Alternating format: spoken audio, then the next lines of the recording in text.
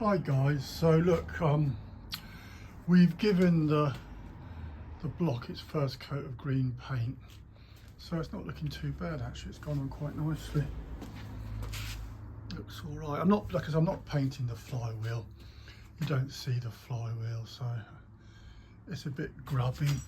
I couldn't be bothered to clean all those fins. It doesn't make a lot of difference. I cleaned all the crud off it, but you're not going to see the flywheel, and it's got like the markings on it, so I thought I'd just leave that.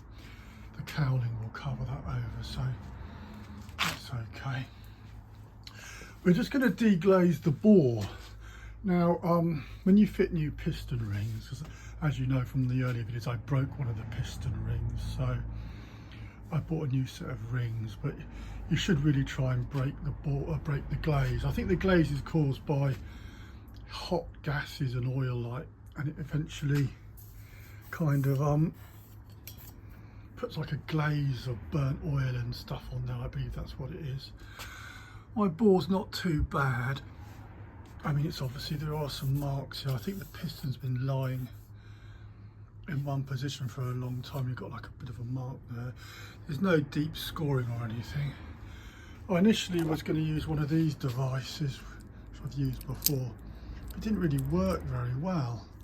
I've done that a few times. It hasn't really put the cross hatching in, because you want to get this kind of cross hatching, which are like very tiny little scoring in the bore, and that allows the oil to get in and lubricate everything, I believe.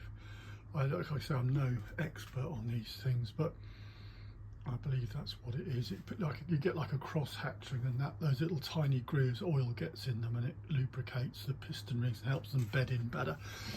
I've seen one of these though on another video on YouTube, so I thought I'd give it a go.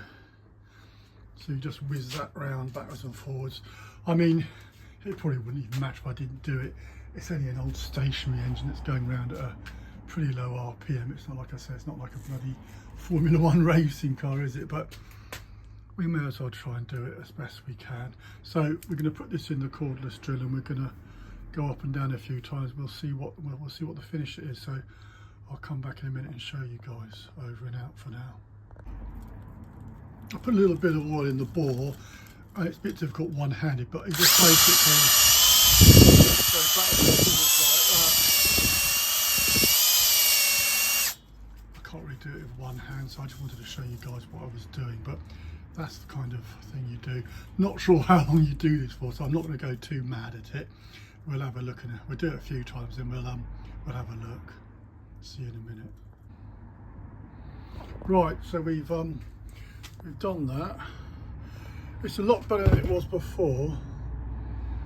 You can see some sort of marks in there. Goodness knows. I don't want to go too mad on it. I suppose that's all right. Anyone make some comments? Anyone's got more experience than me?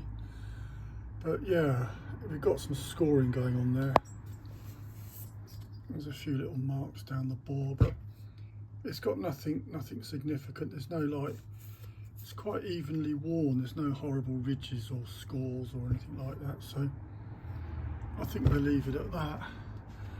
I've just been repairing the starting handle as well. The wood was all rotten on it. I suppose I could have put another piece of wood on, but I've rebuilt it with a bit of glass fibre. So we'll see how that goes. I just trod on that and spilt that. Happy days.